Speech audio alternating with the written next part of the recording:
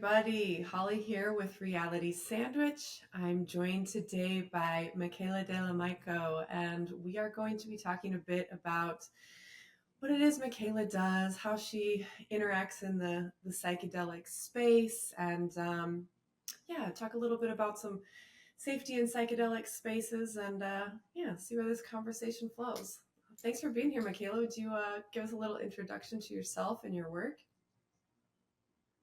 Sure, absolutely. Hi, everyone. My name is Mikaela de Myco. I'm hailing here from Kumeyaay Territory, North County, San Diego, California. I'm a mother. I'm a community organizer. I bring the Ma'at tradition into the psychedelic community, and I'll explain a little bit about what that means for us in the coming conversation. I'm a researcher for mothers in the mushroom community. I am here to just bridge gaps, bridge worlds, bring what I feel is missing in this space because if you don't see it, you got to create it. So I'm really happy to be here in the body that I'm in. I'm a mixed race, Afro Caribbean, Indigenous Mexican, and Italian person. And so I'm really grateful to all the traditions that really lend many of their gifts to me and the worldviews that they grant me to be able to have while I'm here on Earth. So, Gaskamati, thank you for allowing me to be here and share what it is that I've learned so far in this time. Fantastic. Well, my first question is, can you tell us a little about the Ma'at tradition then? It's a good foundational basis here. Absolutely. So I was initiated into the Mayoni art tradition through my teacher, Star Lily's sister, Nova Birch of Star Lily Yonisti Ministries. When I was at I started my tutelage with her when I was at the like tender age of about 19. And I had gotten some invitations to sit with Mother Ayahuasca for a time. And um, previous that, I had been living a really fast life. And this was my second year of college.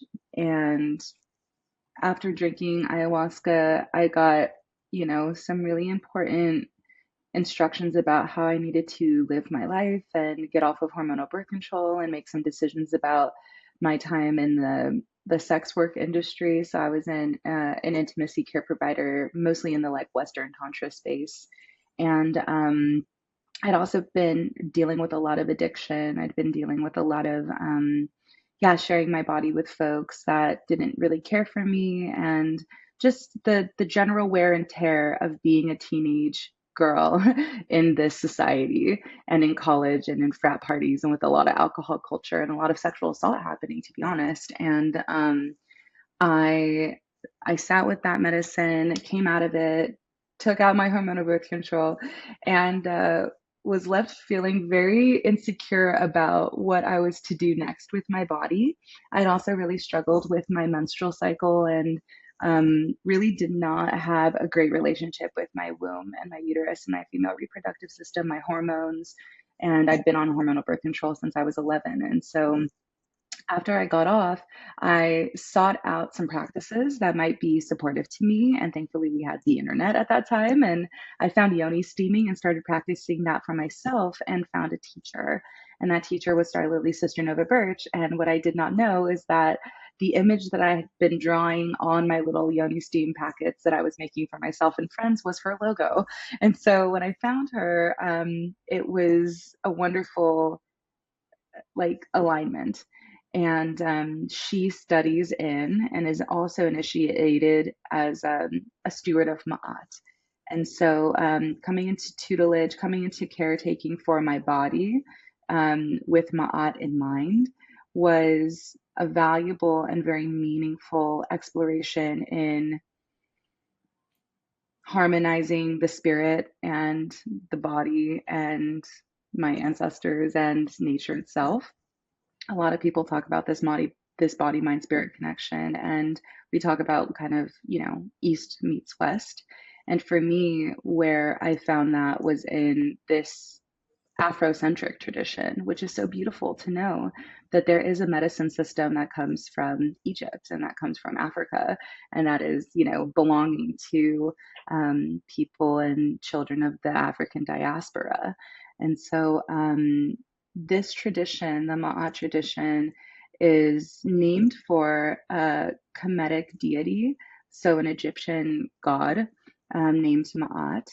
And Ma'at is a primordial consciousness and energy, less of a god and more of a consciousness or a being that oversees these seven principles of um, divine order, reciprocity, righteousness, balance, harmony, um, and so many others, two others that are escaping me at this time. But I I found that studying and practicing within a Ma'at tradition meant that I needed to commit my life to living in a balanced way.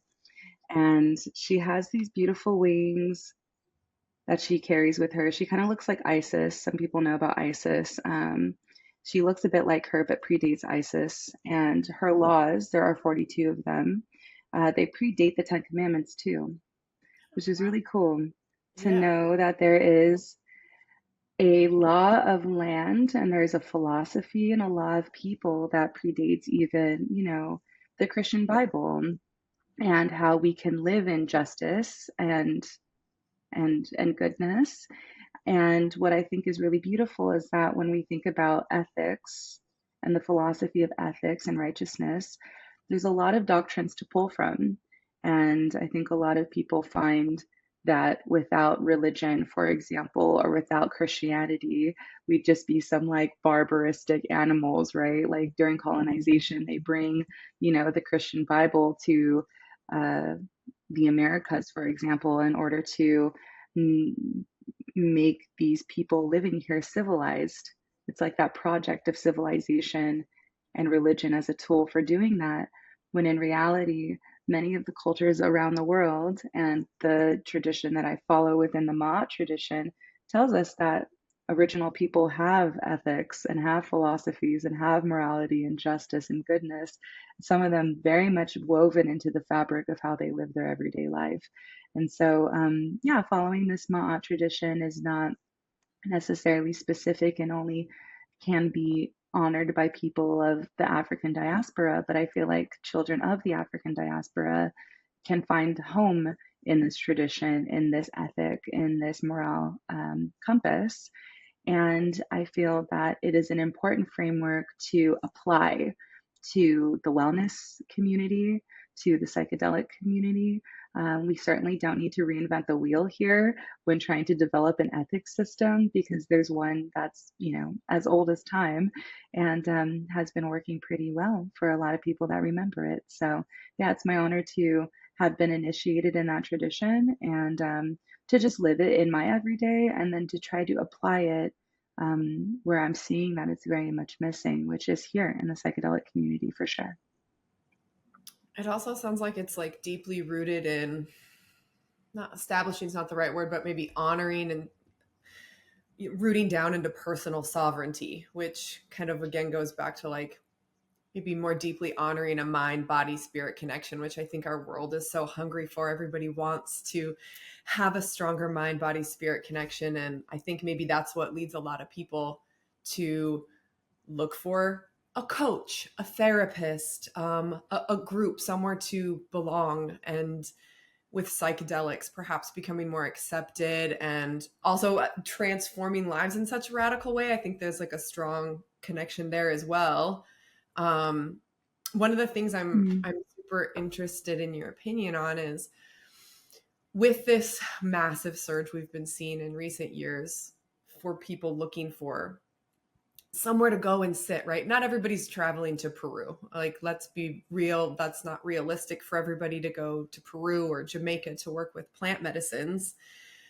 And there are things that are becoming so much more accessible, but how do we even begin to determine who's qualified? What does qualified even mean to administer plant medicine to somebody? How can we begin to understand that? How can we respect indigenous cultures here in this country? Thank you. Yeah, this is such a meaningful question, and it's a question that I really like discussing with my relatives in the community and with lineage carriers and with, detribalized indigenous people and people of the African diaspora. And how do we determine who is worthy enough to be able to carry medicine, and like what is required of those people? And is it a certification online?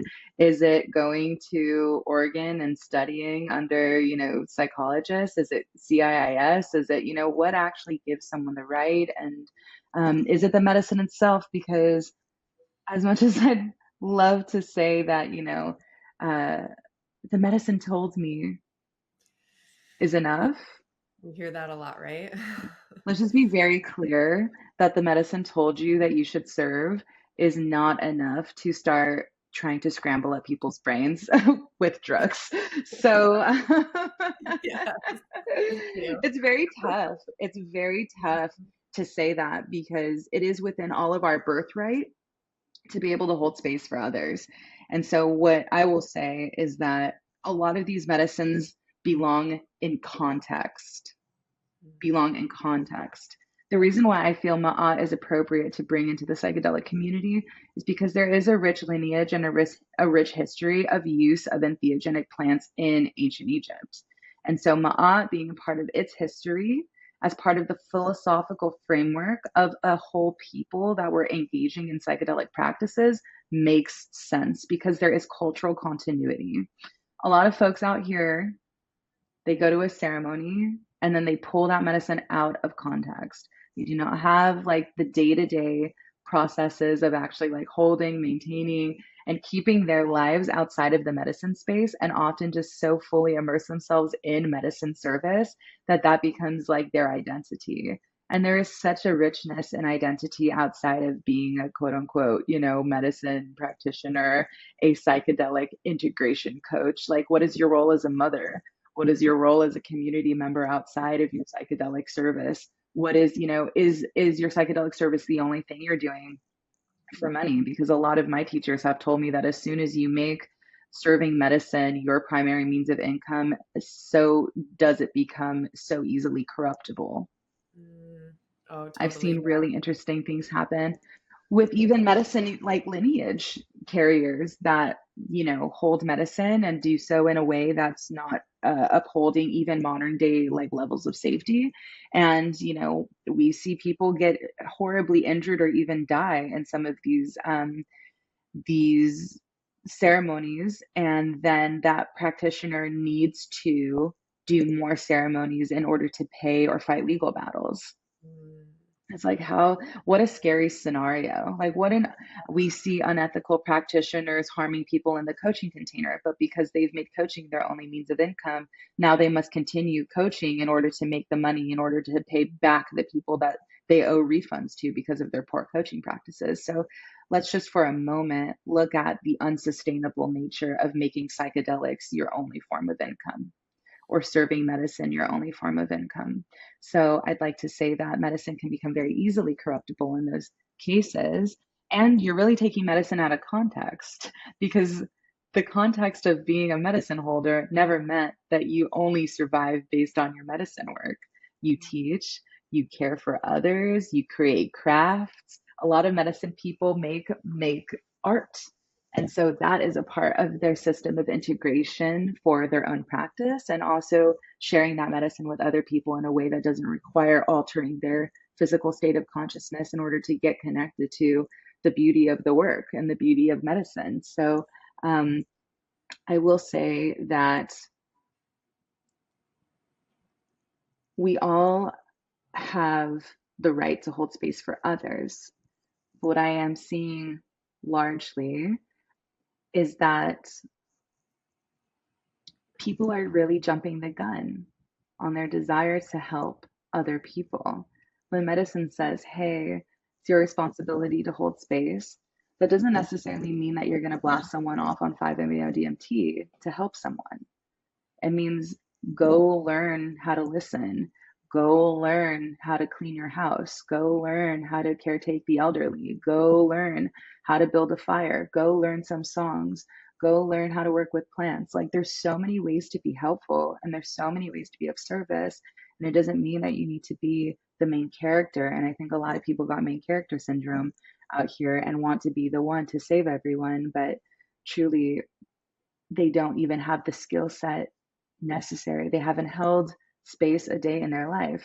So, we have to go back in some ways to elementary school when it comes to holding space for others, because there's things that kids learn, like how to tend a fire and sing a song, that people that even have gone through certification trainings and have more credentials than I do don't even know how to do. There's people with MDMA certifications that have never even tried MDMA before and can't even relate to the sensation of what that is.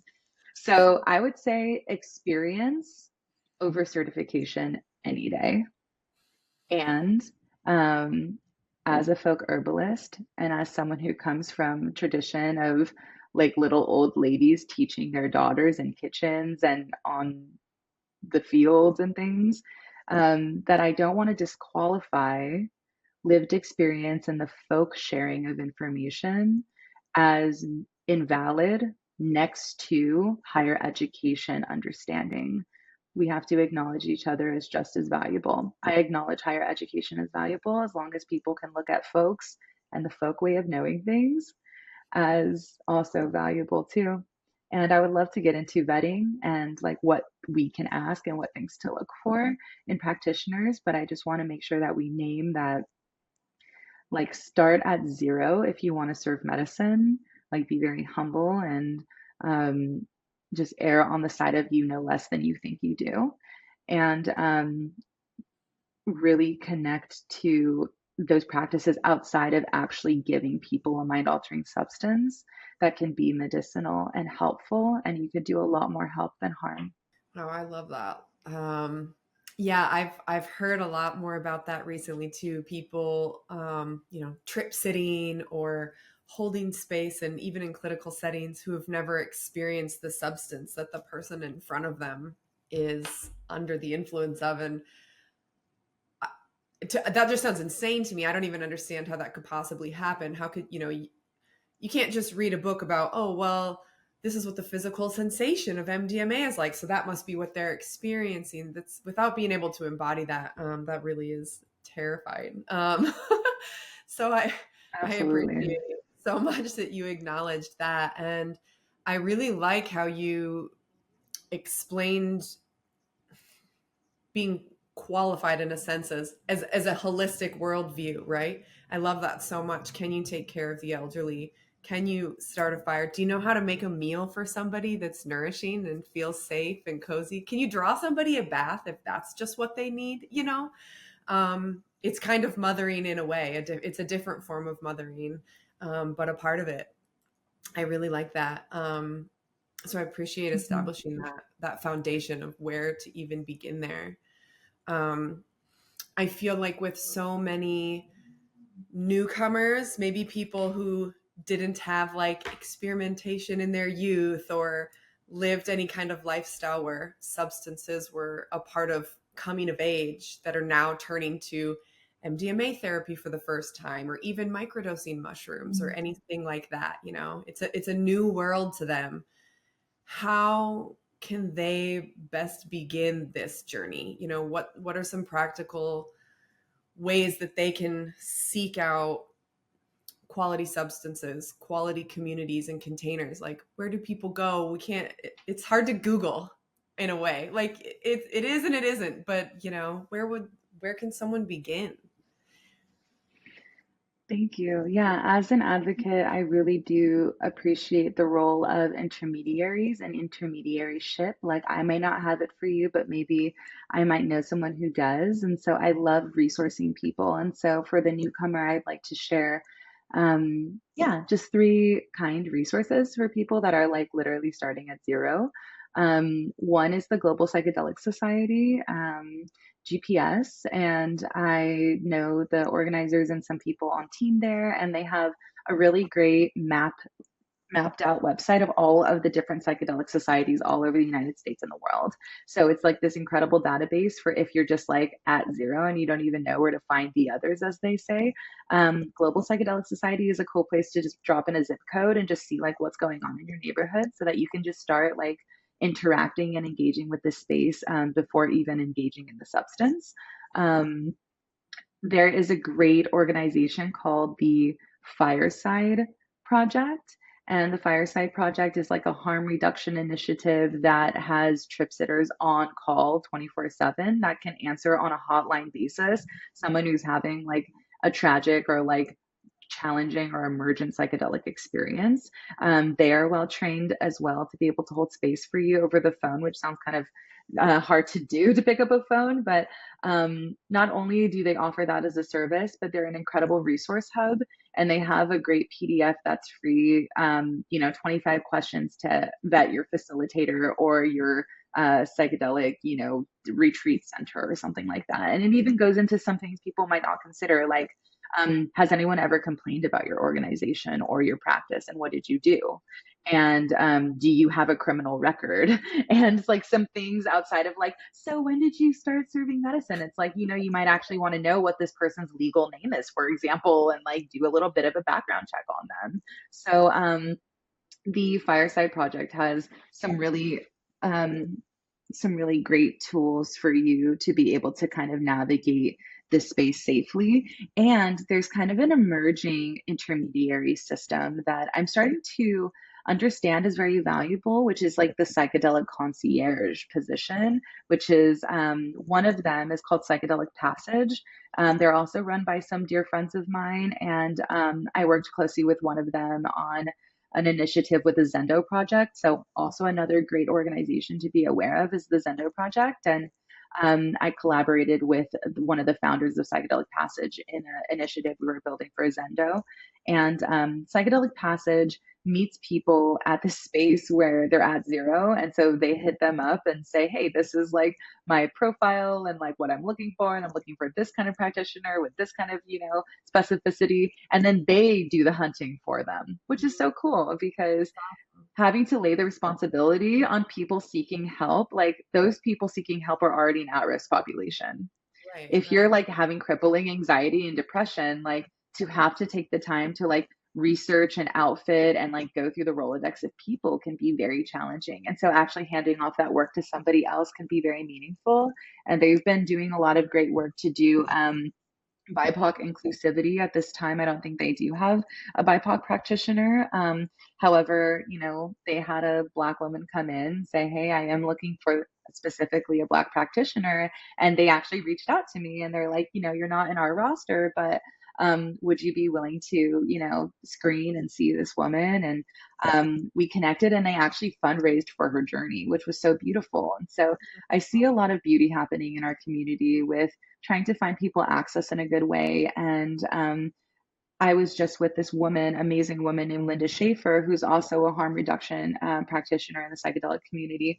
And she just says, don't pick the first one that comes to you. You know what I mean? Like there are so many of us, you'd be amazed that it's okay to be choosy and be as choosy as you want to be. It's like finding a good doctor, and it's okay to leave at any time. And, just because you've like invested a little bit of this time, doesn't mean that you have to like drink the rest of the Kool-Aid. Just like it's like consent culture. It's like you can opt out at any time. And I feel like if a practitioner doesn't really create those opportunities for you to leave at any moment or to question what's happening in the space, those are certainly some red flags. And I think one last resource that I would like to share too is another organization called EPIC, EPIC.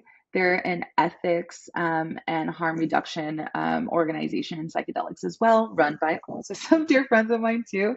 And they have an amazing um, document. It's a living document of red, orange, and green flags in the psychedelic space. So things to look for that are like scary, things to look for that might cause you pause, and then things to look for that are really great. Because as much as there's things that we want to avoid, there's definitely things that we do want to look for. So I hope these resources can be linked in the show notes because I really do feel like people starting at zero should have just as rich of a toolkit as someone who's been in here for 10 years plus. And certainly not here to gatekeep, definitely want to amplify safety and literacy as people navigate this space, because I certainly didn't have it, 15 years ago when I was navigating. And I feel like people don't deserve to have to learn the hard way and be taken advantage of by unethical practitioners. Thank you so much. I mean, I've been in this space a while and I haven't heard of some of those. So I'm very excited to check those out as well. And we'll definitely link them in the show notes also. That's a great resource. Thank you for sharing. Um, You're Speaking welcome. of harm reduction, that term means so many things as far as how to avoid a bad trip to how to remain, unfortunately, sexually safe in a psychedelic experience, which I think is something that we've been hearing and seeing a lot more about, is dangerous and unsafe sexual assault and sexual manipulation, emotional and mental manipulation. And I know that that's something that you have a very big, strong voice about advocating against. And first, I want to thank you so much for your bravery in using your voice and your platform to help victims. Um, and I'd love to hear more about why you think that we see so much misconduct and manipulation in these types of settings, how we can help victims, and how we can prevent this from happening to ourselves and those that we love. Absolutely. Yeah. Thank you so much for bringing the not so sweet like part of the conversation into the fold, because I feel like the more that we do express this as a reality, the less stigmatized the conversation becomes, the more literate we all get, the more common this conversation is, and the more visible this problem becomes, so that we could really, the squeaky oil gets the wheel, like actually serve this emerging population of people within the psychedelic and wellness community, truly, because we see it in yoga, we see it in sweat lodge, we see it in Sundance, we see it in tantra, we see it in the play space, we see it in kink, we see it everywhere. So just getting sensual assault literate is very important. And as you mentioned, harm reduction is a very broad term. There's so many different approaches to it. There's, the medical harm reduction of like actually doing medical screenings as part of your care, um, preparation activity is very important, obviously, especially with certain medicines. There's also the the safety of like legal safety, like how do we protect people's identities and our identities as practitioners and mothers and families, and not just like outing people that come to ceremony all the time, right? Like people like that, because we are in gradients of legality in different states here with psychedelics, that it is important to honor where people are at in their transparency of their use of these substances as a piece of harm reduction. There's also chemical, testing substances and knowing what you actually have in your bag, and, making sure that it's not laced with fentanyl, for example. And, are you working with trusted sources, for example?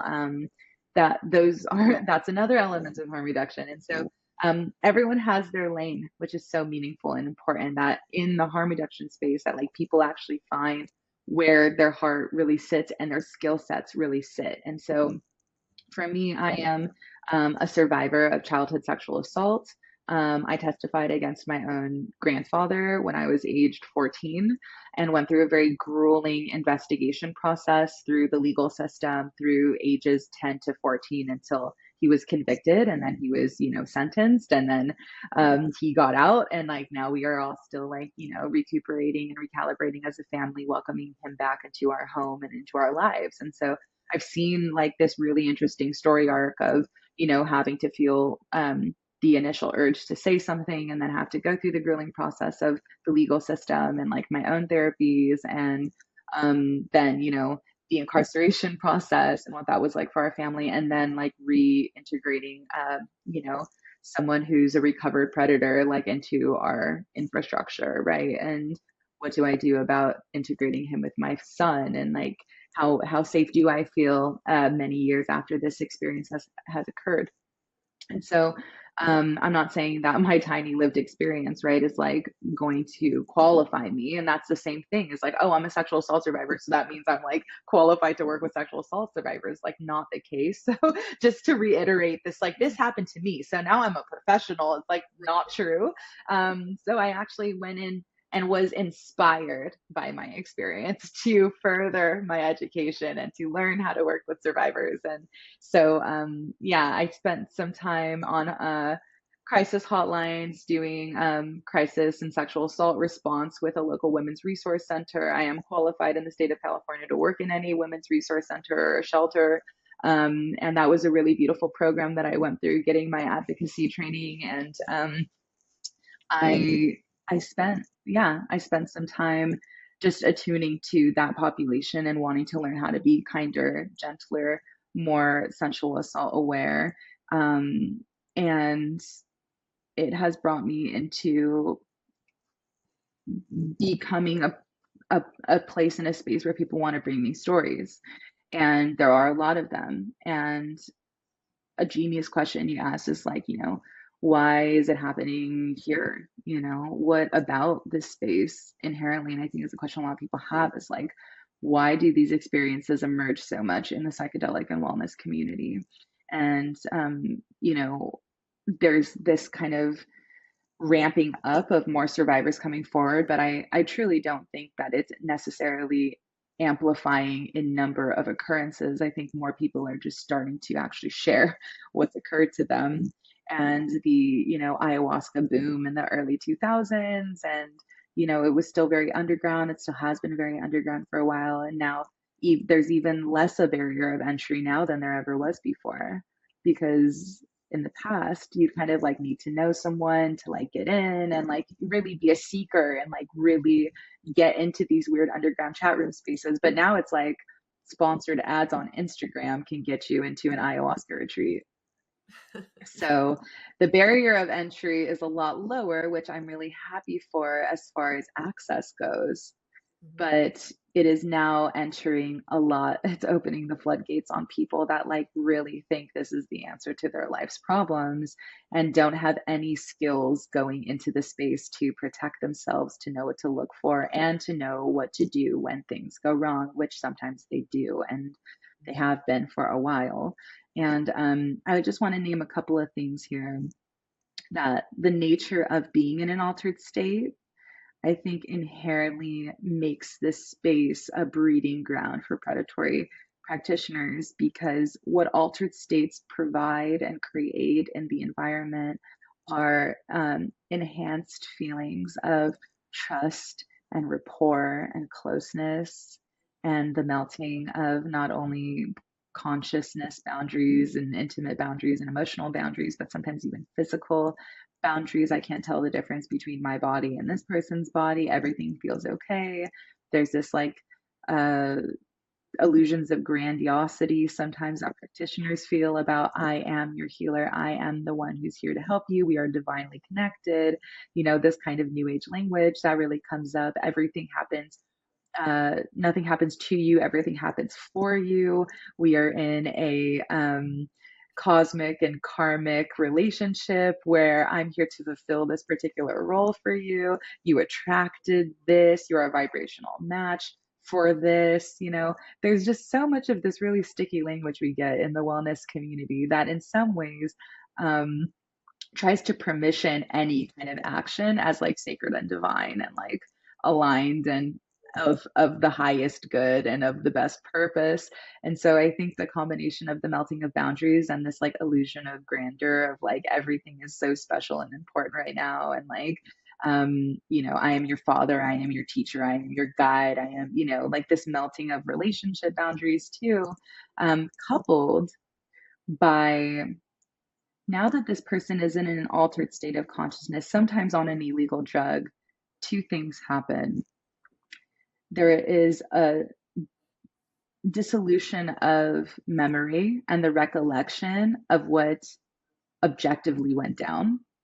How things are remembered becomes very murky. It's like date rape drugs are not new, right? They render a person extremely vulnerable. This person can't fight back now, and they will probably not remember anything that happened to them in any kind of like clear and substantial enough way to document their experience thereafter.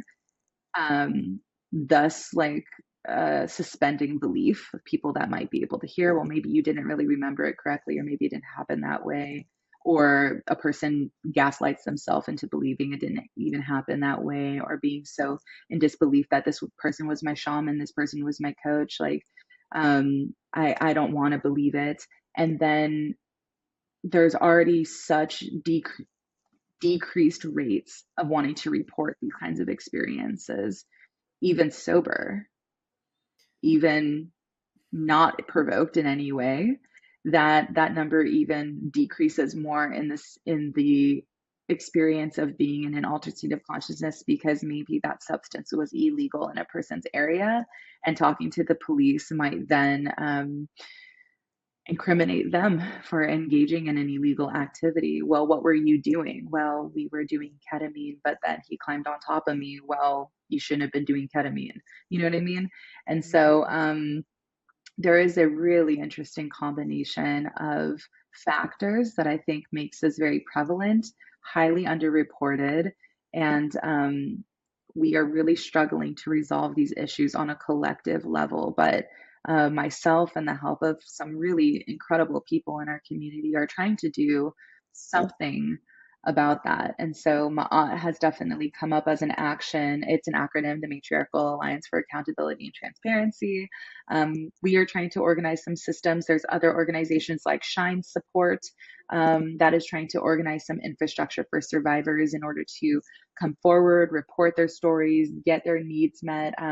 Ma'at does more emergency and crisis response. And so we do care packages, we do funding for monetary compensation, we try to find people housing, we try to remediate things when they're really happening.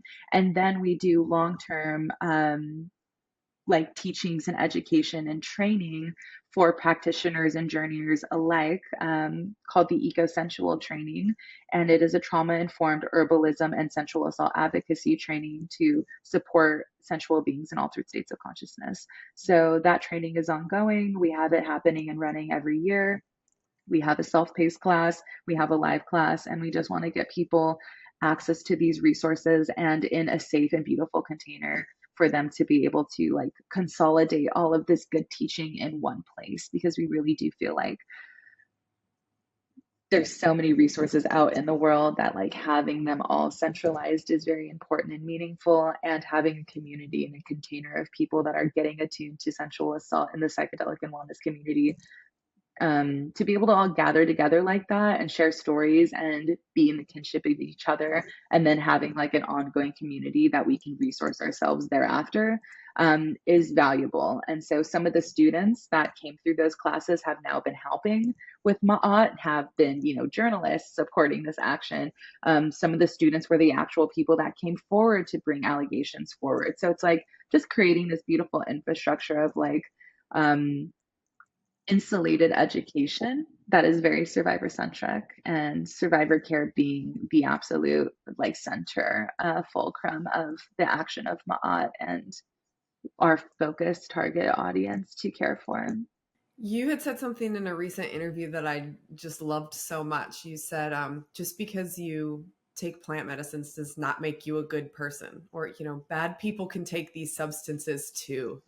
It was something along those lines. And that to me is so important to acknowledge, because I think we are in this time and space too, where it's like, oh, well, if you had the courage to sit with ayahuasca, or you were able to do iboga, or all of these things, that there must be something inherently powerful or brave or knowledgeable about you that led you to this place. So how could this person possibly be a predator or abusive? And I just want to acknowledge and just remind folks that that's not necessarily the case. Just because somebody has taken ketamine therapy or experienced psilocybin retreats, that doesn't make you an honorable person that has tackled their ego, right? I think a lot of what you had kind of said, just I'm just like picturing somebody that could even allow themselves to, you know, hi, I'm a therapist, and oh, using all of that like hashtag language is what I call that, like all of the divine energy. We're intimately connected. This was for this is for your highest good. we need to break open your sexual freedom, all of this stuff. The people that are using that type of language in a predatory way, the ego just sits right here. Like I can just see it hovering around that space. And so much of plant medicine work is, for a lot of people, really dissolves that ego. So it just, there's such a conflict there that's really hard for me to wrap my head around. And I feel like, yeah, I'm just, anybody that is seeking wellness coaching or plant medicine ceremonies or therapy of any kind is coming in a vulnerable state, right? So it's just the vulnerability that's amplified in those spaces. Just yeah, it's really tender. It just really, it's so tender. I have a lot of compassion, and I want to be an advocate and an ally in any way that I can, in any way that Reality Sandwich can as well. So thank you for sharing all of this information. I definitely would like to put all of this in the show notes so we can direct people how to support in the best way possible as well. Yeah. Absolutely. Yeah, I mean, get educated. It's like there's some really great organizations coming together to just try to fill in this gap. And like, I'm a gap filler, and Ego Central is a really beautiful container for people to like learn this if this is like if they feel like survivors in the wellness community, or just like the survivor in them, or the just survivor, working with survivors is like a place where they feel like they want to be. It's like very rewarding work, and it's very meaningful, and it's ongoing. And I just see the need for sensual assault advocates and intermediaries for resources, just like the largest growing number of like people needed in this like psychedelic space, because everyone wants to be a coach and an integration practitioner and a shaman and like that main character. But who actually, it's just amazing to me that like people go to journeys and they need so much help after the fact. These experiences can be inherently destabilizing, truly. And we do need to know, like, and have a really beautiful, like, reference list and Rolodex of people that we know that we can help resource people journeying with after they come out of these very, like, mind altering and, like, um, heart opening experiences, because they're maybe coming back to a world where their partner doesn't like what they just did, or their job is like extremely stressful, they have an abusive boss. Like that can in itself, even in the best circumstances possible, they had a safe practitioner, the practitioner had good integration and good referrals and all of that, they could still go back to a life that is like very abrasive and painful to be in. And so just caretaking the outside of the space, that exchange of my hand in with medicine in it to your mouth for that evening is like the start of the journey.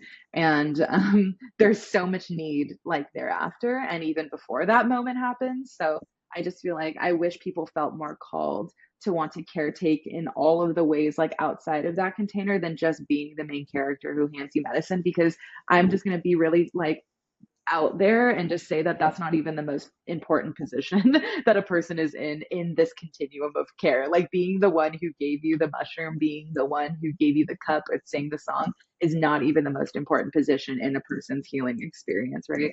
And so I just also kind of want to like depedestalize that position a little bit and like really bring it back to where it belongs, which is like this humble servant of people. Like we deserve to be humble servants of people, and like we are held to scrutiny, like we are held to like high level of like visibility. Our community members have to hold us in like high integrity all the time, so it's like a very head down important position to be in, to just like be humble, be ready to learn, because like I'll be called to the fire, everyone's going to get called to the fire at some point. We're not perfect, we make mistakes. And so I really wish that people considered all of the roles that you can be outside of just the main character in someone's healing experience, because at the end of the day, um, they are the main character in their healing experience, not the practitioner.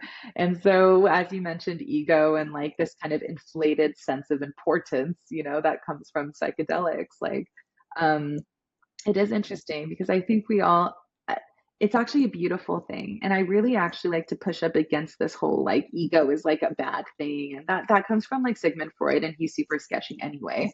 So this like push up against like identity and self-importance, like as someone who was like highly bullied and like someone who was like tormented as a youth for like not being pretty, you're weird, you're ugly, your family's poor, you're mixed race, you're not valuable, like all of these things really destroyed my sense of self-esteem and will and my like own self-concept. And it was like the kind of the mending of my own like self image and like my value that I was like, oh, I actually am worth something, right? Because I allowed people to really like misuse me and my body and like my sense of being because I didn't value myself very much. And so I just want to name that there is like a healthy relationship that we can have with self worth and self concept that I think actually makes us great advocates. Like, no, I don't want you to give me a cup of something that I don't know is inside of it. And that practitioner might say that's your ego talking, and it's like, well, maybe it is, but that ego is keeping me very safe right now and is telling me that this is something that doesn't feel right to me. So I really like also just kind of want to expand people's concept of like their internal compass and their self-worth and their dignity and their individual sovereignty. As you mentioned earlier, I think it's very hard to have individual sovereignty without a sense of self. And so if ego is self, like I don't want to kill that.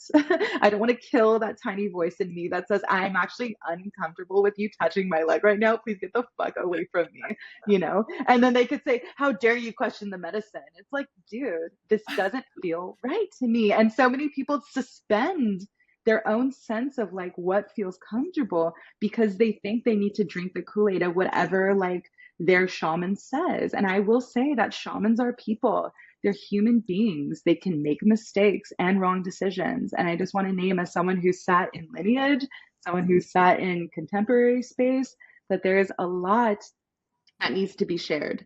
That the contemporary space also deserves to learn from the traditional, and that the contemporary space is also working out a lot of issues that the traditional space has handed down.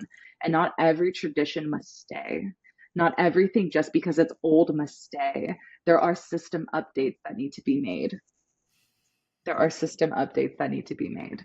And so I will say that there are lineages of shamans that really do think that it's okay to give ayahuasca to women and toy with them while they're in an altered state. Because I will say this, ayahuasca itself even has a history of its use within conflict among tribes and like war, and drinking ayahuasca to get intel on the other tribes like infrastructure so that they can have a better advantage to fight them with. So it's a tool as much as it is a medicine, and people can use it how they want to. So when I say that psychedelics and taking drugs doesn't necessarily build in morals and ethics, because it doesn't come inherent with the medicine itself.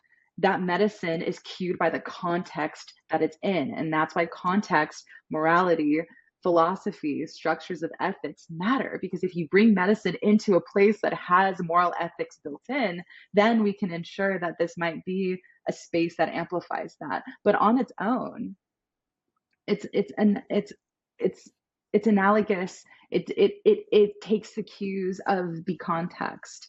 And so I just want to name that having an ethics base for which to welcome medicine into, to have context around it, builds that in, but not the medicine alone. And the reason we have any of it is because stewards of culture have kept the culture around the medicine. But now the medicine is out of context and we're seeing crazy shit happen. Okay. So that's why context and cultural competency matters, because it holds the framework the medicine exists in. But if that cultural framework allows for certain things, then the medicine will do just that. So the thing that I said is that the ingestion of medicine and psychedelics can make a superhero as easily as it can make a supervillain. So, like, there are these beautiful pieces of our personalities that get amplified by these experiences, and they can amplify the brightest parts of ourselves and the darkest shadows of ourselves. And that is part of the nature of checking our entheogenic experiences against the material reality, because there's some things that I've thought about myself with medicine in my system that I've had to check in with a trusted friend, an elder, my partner, my child, and then they could say, hey, I think they call it big hair, but they're like, I think you're getting like big hair right now, just like kind of like, bring it back home a little bit to the third dimension. And so it's really nice to be humbled in that way. We have these grandiose ideas. Oh my God, I am the most important person. I'm God. People really are like, I'm God coming out of these experiences. But like the gag is, so is everyone else. Oh God, I love That's that. the gag. So it's I cool. love We're living in a collective hallucination of everyone's like grandiose experiences. And there are structures in place that make other people's hallucinations more likely to live inside of, because there have been years of galvanizing this way of thinking. But as much as we are in the end times, we're in the beginning times too. So it's really beautiful to see how these emergent experiences can cause a seed to want to grow. And it's important to test those things that we learn against some kind of moral basis. I use Ma'at as my moral basis, but I really hope and I really pray that people find one that feels culturally competent for themselves, one that like their ancestors can really hold, a candle to, and that feels really resonant with them. And I feel like you can be a Christian and do psychedelics. I feel like you can be a Buddhist and do psychedelics. I feel like you could be, an earth baddie and just like have, be a student of nature and do psychedelics. Like it doesn't, it's interesting that like philosophy and psychedelics actually exist kind of separately of each other. You could be a great person and not do any psychedelics. Imagine that. Imagine that. Oh, then that leads to a perfect last question I have for you. Do you think psychedelics are for everyone? Some some psychedelics and some entheogens, I think, pair really well with most bodies. There are some, if we're looking at like the LD50, mescaline and psilocybin are among some of the safest substances that we have in the mind altering substances in the known universe, which is so amazing to know that they are naturally occurring and that they are a gift for people. Wonderful to know that psilocybin mushrooms, for example, grow ubiquitously upon the face of the earth on pretty much every continent. So as far as cultural like competency goes, most of us probably had an ancestor who tried mushrooms, which is really wonderful. So I feel like those medicines can be very accessible to very broad audiences. If we're expanding the definition of psychedelics to include things like MDMA and ketamine, they definitely come with their contraindications. These are synthetics. LSD is a synthetic. Really considering, you know, predispositions towards things. And is dosing a small child on LSD ethical and necessary? Probably not. It's like they kind of already are on LSD, but is giving like a 4-year-old a microdose of mushroom like unethical? Depends on what part of the world you're in. So I really do have a different frame of reference when considering who to include in the psychedelic conversation, but I will say this. I will say that knowledge and the wisdom gleaned from these experiences and the outcomes of the experiences are for everyone. The art that comes out of the experiences, the music, the stories, the kinds of rooms and homes that we can create inspired by these experiences are for everyone. And what is the point of having these experiences if we bring nothing to beautify the planet that we're in? And what I will say is that the earth and nature and people's souls are like crying out for beauty and positive outcomes. And these beauties can come from the entheogenic experience. So, are psychedelics for everyone? I mean, the earth is a psychedelic place, and there are so many ways to engage with psychedelics. And so I will say that the engagement, the knowledge, the insight belongs to all people. The ingestion, that's a different question. Excellent. Thank you so much. This has been an awesome conversation. I'm so grateful for your wisdom and the resources you've shared. We will absolutely link those below and how people can find you as well. So thank you so much for joining me here today. My absolute pleasure. Thank you for having me.